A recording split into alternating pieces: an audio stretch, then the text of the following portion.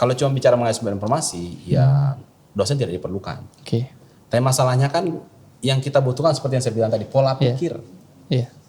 Pola pikir dan pola sikap. Pola sikap. Itu. Ya, AI AI tidak bisa menjadi teladan yang baik. Iya. Kalau AI menjadi teladan yang baik berarti nabi juga tidak dibutuhkan ya kan. Kita suci tidak dibutuhkan gitu. Namanya kita mencari teladan itu sosok manusia gitu. Manusia. Dan bagaimanapun juga belajar, kalau kita dalam Islam ya, kita memahami yang namanya berkah. Iya. Berkah ilmu gitu. Dan berkah ilmu itu tidak bisa didapatkan dari teknologi, itu hanya bisa didapatkan dari manusia. Iya. Gitu.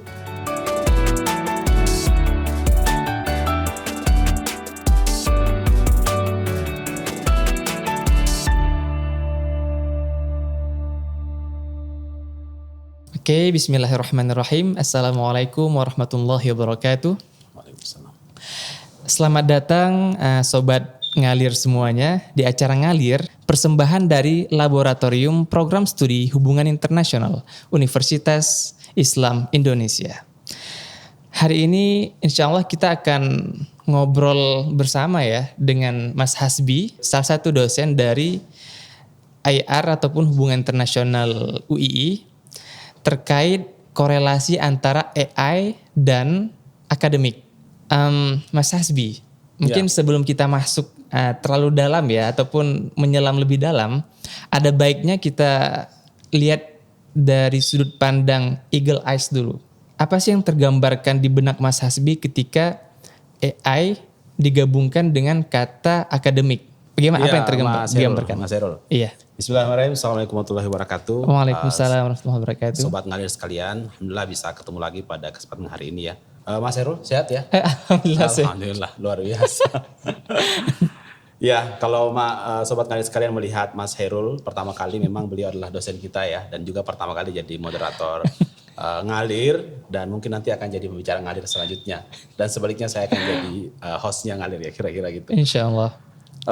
AI, sebenarnya saya tidak bisa membantu menyelam ya, karena saya juga bukan penyelam sebenarnya, Mas Herul. Saya hanya bisa melihat sesuai dengan pengalaman, karena 2-3 tahun terakhir memang AI itu sangat luar biasa, Mas Herul ya. Bahkan terakhir ini sampai lagu pun bikin lirik bisa dibuat, kita tinggal buat clue-nya, dibuatkan lirik, terus syairnya lengkap, habis itu lagunya bisa dibuat gitu, musiknya dikompos ya. Iya gitu.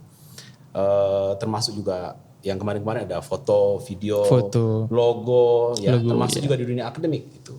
Saya memperhatikan Mas Hairul, bahkan saya banyak melakukan eksperimen sendiri gitu ya. Ada banyak sekali varian dari AI yang membantu proses-proses dalam akademik gitu. Kita mau dibuatkan satu artikel ilmiah lengkap, sekian ribu kata juga bisa. Kita ingin mencari literatur yang relevan juga bisa. Kita ingin melakukan literatur review juga bisa. Kita melakukan translate dengan bahasa formal, tinggal diminta translate mau bahasa apapun bisa. Kita dibuatkan abstrak untuk jurnal bisa.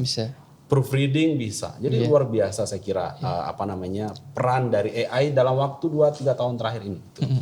Itu yang menurut saya ada hal yang sifatnya positif tentunya, dan ada potensi-potensi negatif. Dan ini menurut saya juga berlaku untuk semua produk teknologi ya, Mas Herul ya, karena namanya AI kan juga produk teknologi. Namanya teknologi itu punya sisi positif dan sisi negatif gitu.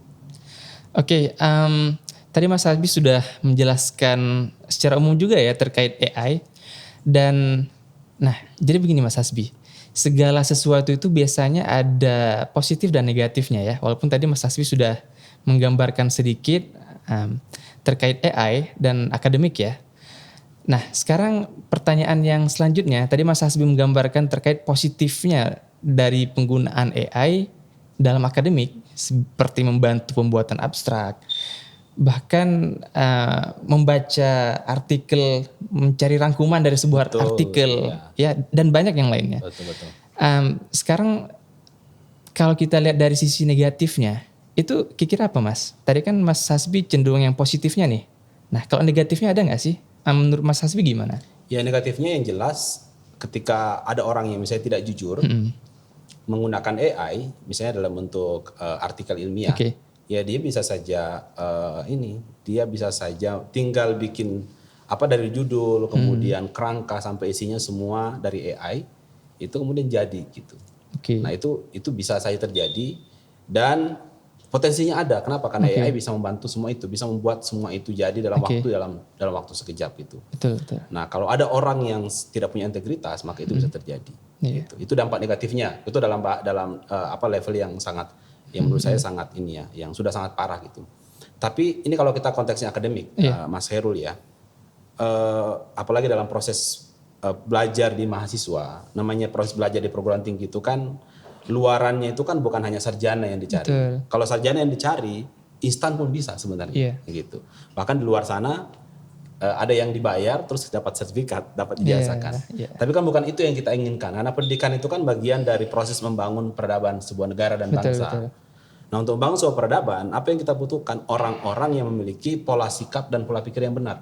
Pola sikap dan pola pikir ya. Ya, harus memiliki dua unsur itu. Nah, pertanyaannya, bisa tidak AI itu menciptakan pola pikir yang bagus, daya nalar yang kritis, konsep perspektif terhadap peserta didik?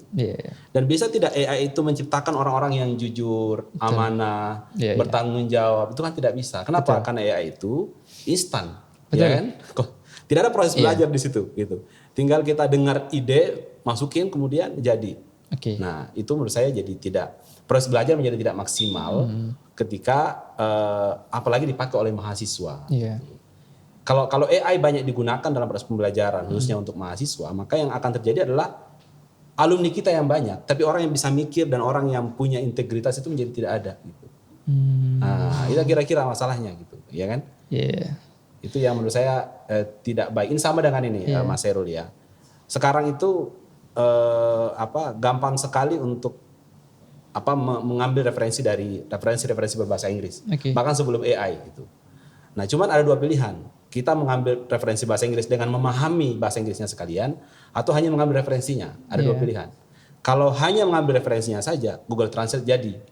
Tapi kan nggak akan meningkat pengetahuan bahasa Inggris kita. Tapi kalau kita mengambil dengan membaca, memahami kata per kata, konteks, maka akan ada dua pengetahuan yang masuk ke kita. Satu, ilmu yang dari materi itu, yang kedua adalah bahasa Inggris kita nambah. Makanya banyak mahasiswa yang referensi bahasa Inggrisnya banyak, tapi ternyata bahasa Inggrisnya nggak bagus. Ya karena instan. Nah, AI itu menawarkan instan, tapi tidak menawarkan kritis, tidak menawarkan memahami konsep, dan tidak apalagi sikap itu. Bahkan kecenderungannya ya orang menjadi melenceng karena ada kemudahan-kemudahan dari AI itu. Menarik. Dari gambaran Mas Hasbi barusan, saya muncul pertanyaan yang baru nih Mas. Jadi bagaimana menyikapi mahasiswa menggunakan AI? Apakah mahasiswa ini seharusnya menolak AI mentah-mentah, atau masih bisa kok kita menggunakan AI, cuman harus pilih-pilih, dan mungkin adabnya menggunakan mungkin harus menjaga integritas dalam akademik, atau bagaimana Mas?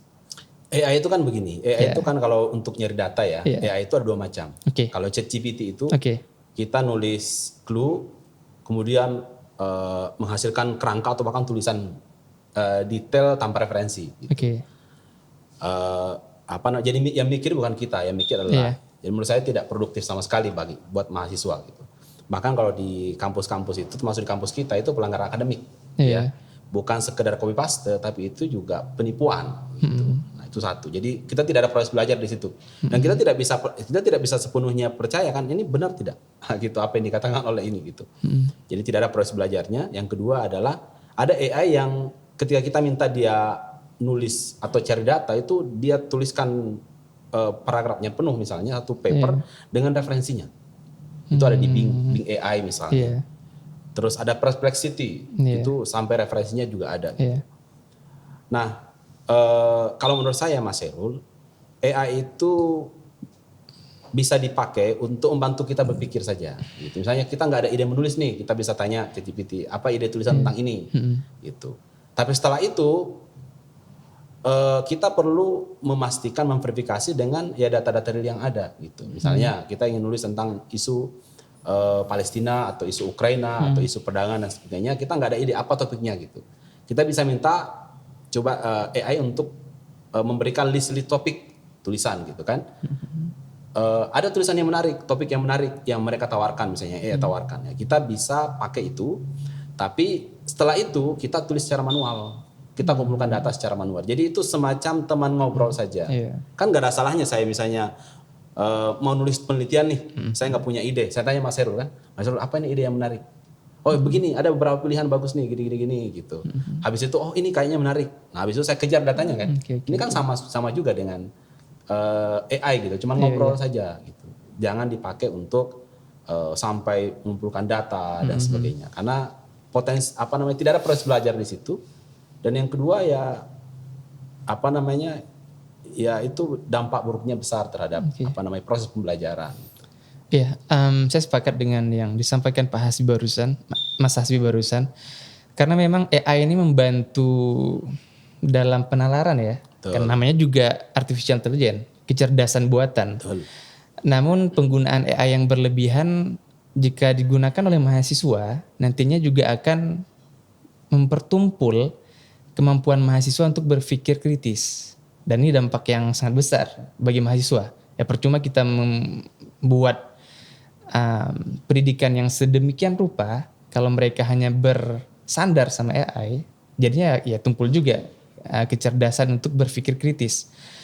Nah, namun ada pertanyaan yang lanjutan nih, Mas Hasbi, terkait etika. Kita biasanya dalam mengadakan riset ataupun mengumpulkan data dan sebagainya, kita sering, bahkan sebelum ada AI ya, kita sering diwanti-wanti jangan sampai ada plagiasi, jangan sampai mengutip tulisan orang tanpa membubuhkan sumber dan sebagainya. Nah, menurut Mas Hasbi, ada nggak sih tabrakan etika ketika menggunakan AI dalam akademik? Ada nggak etika-etika yang ditabrak? Dan seperti apa sih etika yang baik dalam menggunakan AI? Tadi Mas Hasbi sudah menjelaskan secara umum ya. Namun kalau kita bedah secara lebih detail dalam hal etika, itu bagaimana Mas? Ya, Mas Herul. Sebenarnya bicara mengenai AI sekali lagi teknologi ya. Teknologi untuk memudahkan orang. Nah, masalahnya kalau dikatakan memudahkan orang, memudahkan kebaikan juga iya, memudahkan keburukan juga iya. Sama dengan globalisasi lah. Globalisasi itu mempermudah bisnis dagang, tapi bisnis hitam juga jadi mudah kan? Gitu. Nah, AI juga sama gitu. Kalau dulu orang itu plagiasi harus ke perpustakaan kan? Buka buku kemudian copy paste. Nyari tesis orang, nyari disertasi orang, kemudian di copy paste kan, di fotokopi. Kalau sekarang jadi lebih sulit tuh. Masih ada effort dan yang lebih energi gitu. Kalau sekarang dengan adanya internet, itu potensi untuk melenceng lebih besar lagi, dan plus AI lebih besar lagi potensi untuk melenceng gitu. Dan sebenarnya secara etika juga sama gitu, bahwa walaupun namanya plagiarisme, namanya copy paste, namanya penipuan, ya definisinya satu, mengklaim yang bukan punya kita, gitu. Yang mengklaim sesuatu bahwa ini punya kita padahal bukan punya kita. Itu kerjaan dari pihak lain. Kalau sekarang definisi pihak lain kan udah berbeda. Kalau dulu itu pihak lain itu orang lain yang nulis disertasi atau skripsi atau tesis atau artikel. Kalau sekarang ditulis di internet atau bahkan AI. Jadi saya kira secara etika sama gitu. Cuman masalahnya kan teknologinya atau alat untuk menggunakan atau untuk melakukan pelanggaran-pelanggaran itu sekarang lebih mudah gitu.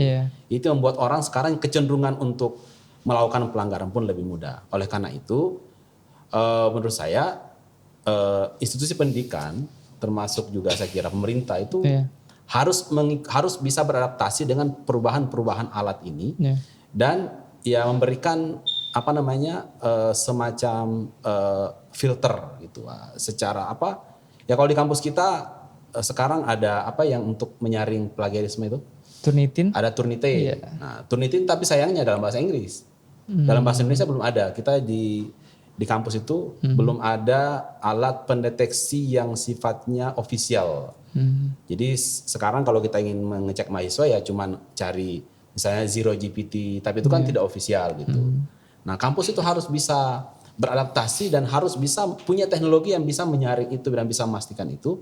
Sehingga ketika ada pelanggaran yang terjadi, kita sudah punya satu standar istilahnya ada gold standarnya gitu ya untuk mengatakan bahwa ini adalah AI made atau ini human made gitu. Jadi Kalau bicara mengenai etika, saya kira pasti ya tidak berbeda gitu, bahwa yang namanya penipuan, namanya penciplakan, plagiarisme tetap sama.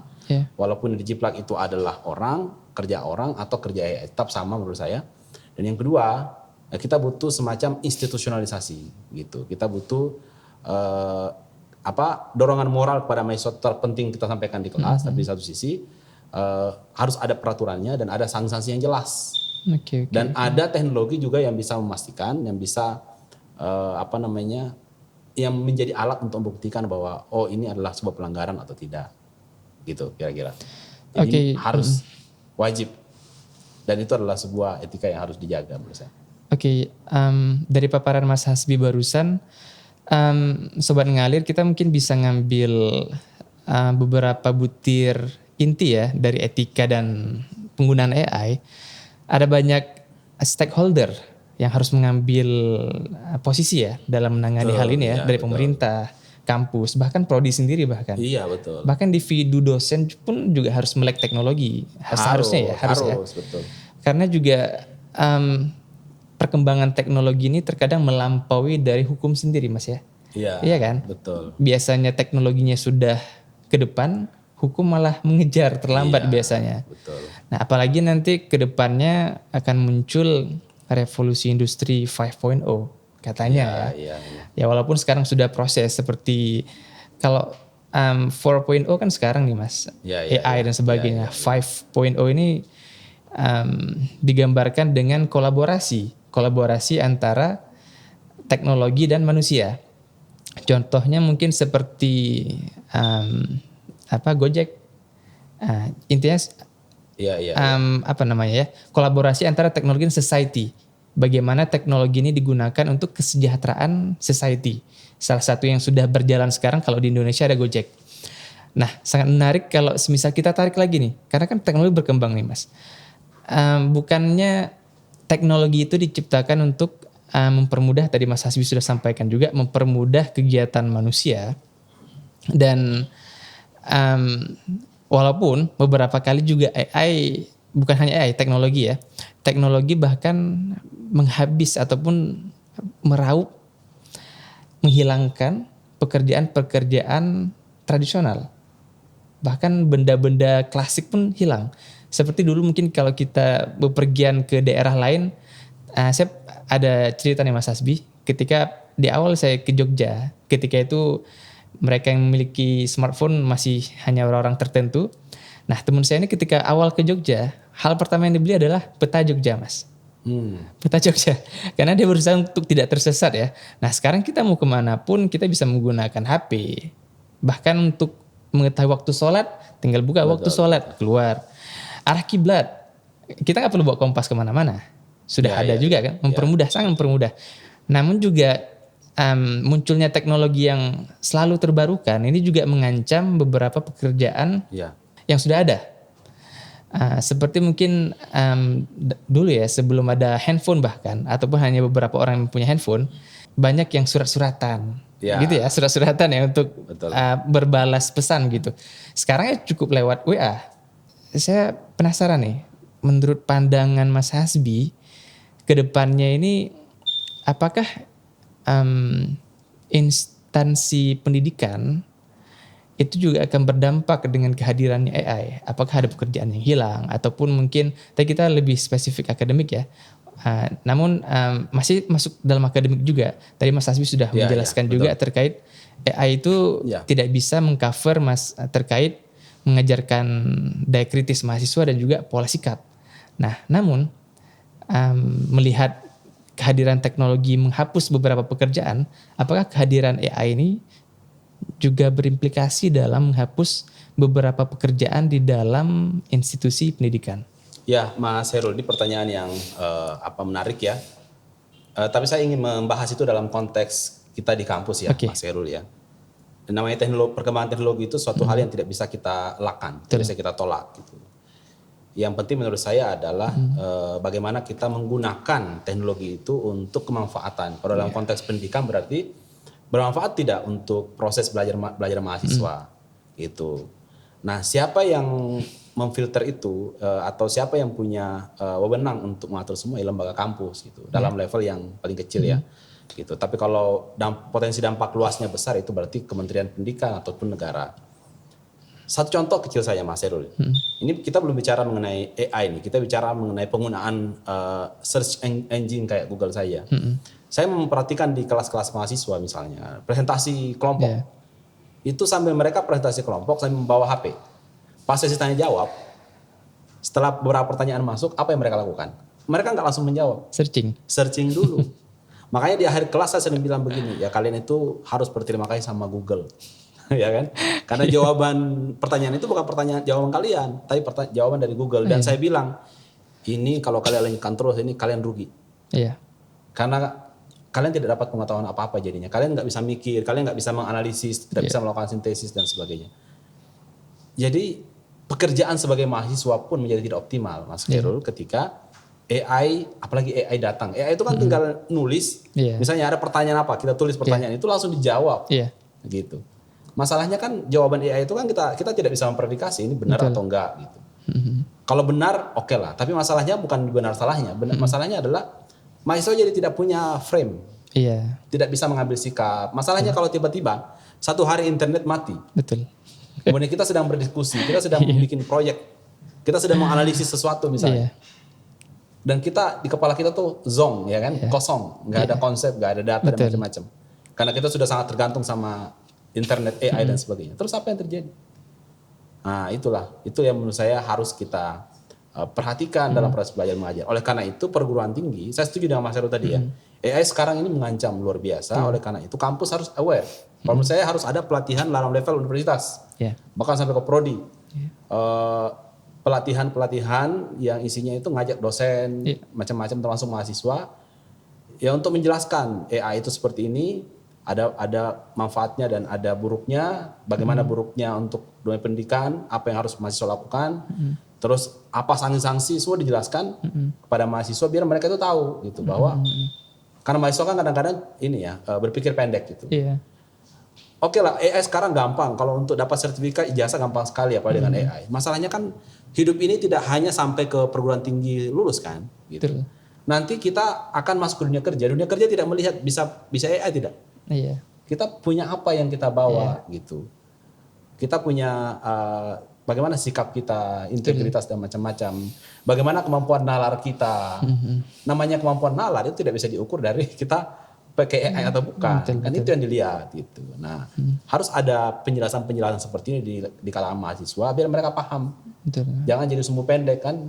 Ya kalau dulu SKS apa sistem kebut semalam. Kalau sekarang pagi kalau pakai AI misalnya di jam 7 kuliah, setengah 7 kita nggak perlu semalam ya? Nggak perlu semalam sekarang. Sistem kebut setengah jam. SKS-nya udah berubah. Kalau dulu waktu saya mahasiswa masih SKS. Masih butuh 12 jam untuk nyari data macam-macam. Kalau sekarang, tinggal klik enter jadi itu artikel. Kita beranjak ke lebih advance lagi ya. Sedikit lebih advance ya. Insya Allah waktu masih mencukupi. Begini Mas Hasbi. Kita melihat teknologi terus berkembang dan terkadang manusia pun kalah dengan teknologi. Contoh ketika tahun 1985 ada pecatur dunia yang tidak pernah kalah sekalipun, namun kekalahan pertama dikalahkan oleh AI. Buatan ya. Kemudian ada pada tahun 2016, 15-16 ada pemain Go, itu permainan kuno di Asia Timur, orang Korea, dia juara dunia. Kekalahan pertama juga dikalahkan oleh AI. Setelah kekalahan ini, AI ini pun terus berkembang Mas Hasbi. Bukan hanya di versi yang bisa mengalahkan manusia, namun berkembang menjadi ke versi yang lebih advance. Nah, jika dengan kasus dua hal yang tadi saya bahas, apakah kemudian hari posisi dosen di dalam perguruan tinggi itu akan tergantikan? Mungkin ataukah dosen masih relevan kemudian hari? Menurut Mas Hasbi, gimana melihat fenomena AI dan akademik di dalam dunia pendidikan khususnya di perguruan tinggi? Nah, bagaimana posisi dosen, Mas? Saya kira kembali lagi kepada tujuan pendidikan ya. Oke. Kalau tujuan pendidikan hanya untuk mendapatkan informasi instan, ya dosen nggak diperlukan lagi. Iya. Guru tidak diperlukan lagi kan, kalau hanya untuk mendapat informasi instan gitu. Tapi menurut saya begini, adanya internet, adanya AI, itu malah menjadi proses belajar menurut saya menjadi lebih hidup sih sebenarnya. Yeah. Saya pernah gini Mas Herul ya, saya pernah ngajar satu mata kuliah, kasih presentasi ke mahasiswa. Dan ada mahasiswa yang kritik, Pak, datanya kayaknya kurang tepat. Saya coba searching, datanya yang benar seperti ini. Itu kan bagus. Iya. Jadi kita saling kasih masukan gitu. Itu menurut saya bagus. Kalau berarti termasuk kritis ya mahasiswanya nih? Kritis gitu. Jadi untuk sumber informasi, kalau cuma bicara mengenai sumber informasi, ya dosen tidak diperlukan. Tapi masalahnya kan yang kita butuhkan seperti yang saya bilang tadi, pola pikir. Pola pikir dan pola sikap. Itu. Ya, AI tidak bisa menjadi teladan yang baik. Kalau AI menjadi teladan yang baik berarti nabi juga tidak dibutuhkan ya kan. Kita suci tidak dibutuhkan gitu. Namanya kita mencari teladan itu sosok manusia gitu. Manusia. Dan bagaimanapun juga belajar, kalau kita dalam Islam ya, kita memahami yang namanya berkah. Berkah ilmu gitu. Dan berkah ilmu itu tidak bisa didapatkan dari teknologi, itu hanya bisa didapatkan dari manusia. Gitu. Tapi itu nanti pembahasan lain lah saya kira ya. Yang jelas bahwa proses belajar yang bagus itu adalah ketika dia menjadi cara pandang dalam pikiran kita, bukan sekedar informasinya masuk, tapi itu menjadi cara pandang. Dan cara pandang itu nanti yang akan menjadi abadi dalam diri kita. Akan kita gunakan untuk menilai segala sesuatu yang akan menjadi identitas kita, yang akan membantu kita dalam menyelesaikan masalah. Dan itu yang dibutuhkan dalam kehidupan manusia gitu. Ya kan? AI itu alat bantu saja untuk mengumpulkan data gitu. Saya sering bilang di kelas mahasiswa ya. Apa yang membedakan, saya bilang gini. Jurnalis politik dunia yang setiap hari merangkum berita. Kira-kira dan kalian sebagai mahasiswa atau saya sebagai dosen, sebagai akademisi kita gitu. Siapa yang lebih tahu informasi, yang lebih update informasi dunia politik? Mereka atau kita? Jawabannya pasti mereka kan? Betul. Orang yang setiap hari ngumpulin berita. Di lapangan ya. Tapi apa yang membedakan akademisi internasional dengan para jurnalis? Yang membedakan adalah kita punya perspektif. Betul. Perspektif itulah yang kita gunakan untuk menjawab kenapa terjadi, bagaimana terjadi prosesnya, dan kira-kira ke depan gimana, solusinya gimana. Kalau jurnalis tanya solusinya gimana, masalah Gaza ini, yang mereka bilang bukan urusan saya. Tapi kalau akademisi punya perspektif, tahu, bisa membaca, bisa menjelaskan dalam semua sisi, dan dari perspektif itulah solusi-solusi lahir. Gitu. Nah, AI ya nggak bisa kan itu ya kan, nggak bisa, bahkan cenderung instan mungkin bisa memberikan perspektif, tapi kan yang penting sebenarnya adalah yang ada di sini di kepala kita, bukan yang ada yang ada di internet, yang ada di media. Gitu. Itu cuma alat bantu saja. Gitu. Yang penting itu apa yang ada di diri kita, apa yang ada di kepala kita. Gitu. Jadi kita harus memposisikan AI teknologi itu sebagai alat bantu, jangan menjadi tempat untuk bergantung. Kenapa demikian? Karena kalau kita jadikan tempat bergantung, ya bisa jadi ada satu waktu di mana semua itu hilang. Dan kemudian ya kita akhirnya tidak bisa mikir, ya kan? Kita tidak bisa berkontribusi apa-apa. Dan saya kira selama dalam kehidupan manusia ya akan seperti itu terus menerus ya. Secanggih apapun teknologi, peran-peran manusia itu tidak bisa tergantikan. Gitu. Sangat menarik Mas Hasbi terkait elaborasinya, dan ini menjadi perspektif baru mungkin bagi kita semua ya, untuk melihat bagaimana korelasi antara AI dan akademik. Terkait summary yang saya bisa ambil dari Mas Hasbi sampaikan tadi, bahwasanya mungkin AI ini bisa mengakomodir banyak kebutuhan manusia, namun tidak semuanya. Karena ada hal-hal seperti disiplin, kemudian tanggung jawab, integritas, ini tidak bisa dibangun oleh AI terhadap manusia. Butuh campur tangan para pendidik untuk mengasah keterampilan-keterampilan yang dibutuhkan manusia ini. Dan ini mungkin menjadi refleksi kita juga sebagai individu yang berkecimpung dalam dunia pendidikan, Mas Hasbi. Karena saya melihat juga terkadang institusi pendidikan sekarang hanya berfokus pada, tidak semuanya pastinya ya, namun secara umum mungkin dari informasi yang bersebaran sekarang cenderung memprioritaskan kepada kepada pengajaran, namun pengajarannya hanya terbatas pada keilmuan. Ya. Namun luput dalam hal-hal seperti kepribadian, ya, keislaman, bahkan sebagai orang muslim, agama terkait agama ya. Ini juga menjadi refleksi bagi kita bersama untuk tidak hanya berfokus pada pengajaran yang syarat akan transfer ilmu. Betul. Namun juga harus memprioritaskan bagaimana mengembangkan keterampilan mahasiswa dan juga kerohanian. Tergantung agama masing-masing nanti. Kita sebagai Islam ya, karena kita meyakini Islam itu menjadi panduan hidup kita. Betul. Nah, menurut Mas Hasbi gimana? Iya, makanya saya bilang tadi dari awal ya, namanya lembaga pendidikan itu harus menghasilkan orang yang punya kepribadian baik. Kepribadian baik itu lahir dari pola pikir yang baik dan sikap yang baik. Jadi bukan hanya punya informasi yang banyak, tapi pola pikirnya baik, dan juga itu mempengaruhi sikapnya menjadi lebih baik juga gitu. Nah, AI itu levelnya di mana? Informasi saja, gitu. Nah, terus untuk pola sikap itu kan harus dilatih setiap hari gitu. Nah, dan bagaimana cara melatihnya itu harus punya lembaga yang terinstitusi. Karena kalau kita itu cuman kayak, sama lah kayak kita ini misalnya, kita mau bisa main bola tapi kita tidak ikut klub bola atau tidak rajin latihan bola, tidak punya komunitas, yang nggak mungkin. Paling hari ini latihan bola, tahun depan baru latihan lagi kan, kalau sendiri-sendiri gitu. Sama dengan saya tidak mau kuliah, saya tidak mau sekolah, saya bisa belajar sendiri, nggak mungkin. Namanya manusia itu mut-mutan, ya kan? Nah, lembaga pendidikan itu akan memaksa kita untuk menjadi orang baik, untuk memaksa kita untuk menjadi orang yang pintar gitu. Nah, oleh karena itu lembaga pendidikan menurut saya harus selalu menjadikan pijakan itu.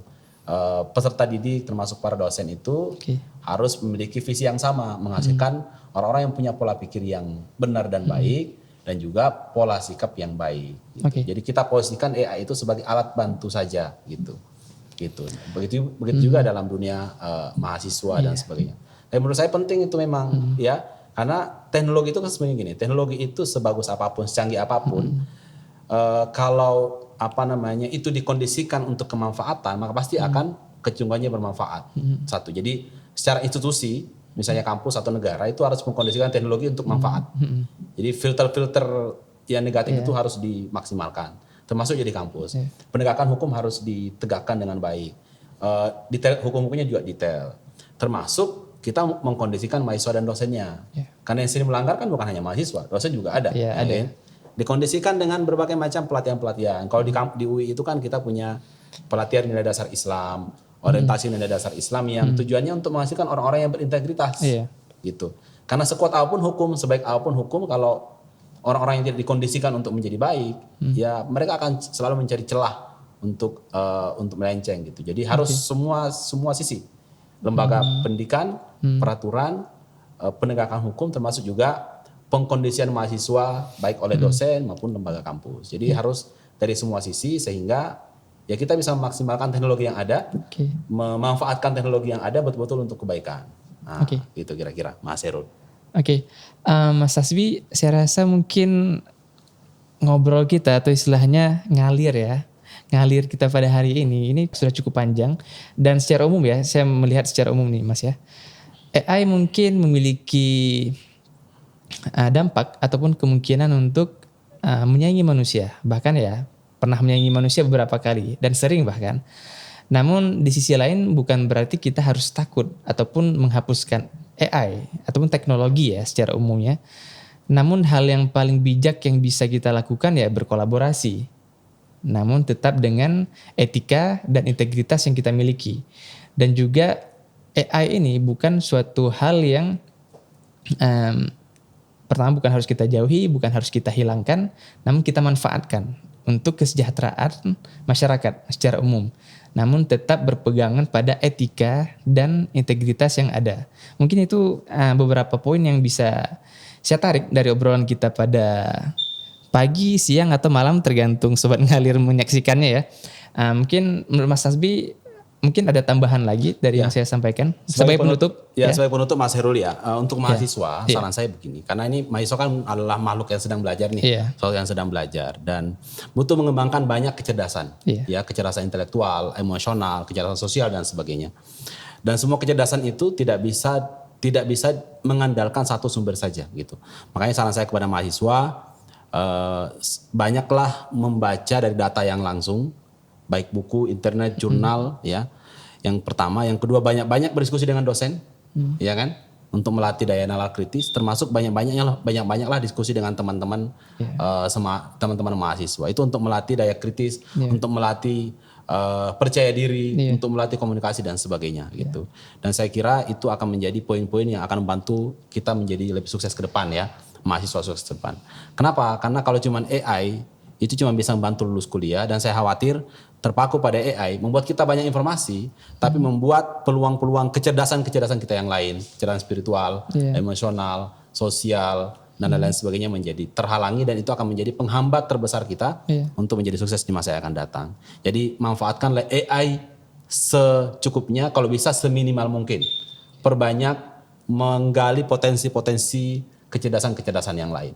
Dan saya kira kalau mahasiswa ya, tempatnya itu di kampus, tempatnya itu ya saat ini dan waktu sekarang ini. Setelah keluar dari kampus, kita udah sibuk kerja dan sebagainya, udah beda kondisinya gitu. Baik, terima kasih Mas Hasbi atas ngobrol kita pada hari ini. Demikian Sobat Ngalir, terima kasih telah menyaksikan Ngalir, ngobrol ala IR. Tidak terasa waktu telah habis dan kami ingin menyampaikan kepada Sobat IR ataupun Sobat Ngalir ya semuanya. Jangan lupa menyaksikan video-video Ngalir lainnya di channel IR HIUI. Dan akhirul kalam, kami undur diri. Assalamualaikum warahmatullahi wabarakatuh.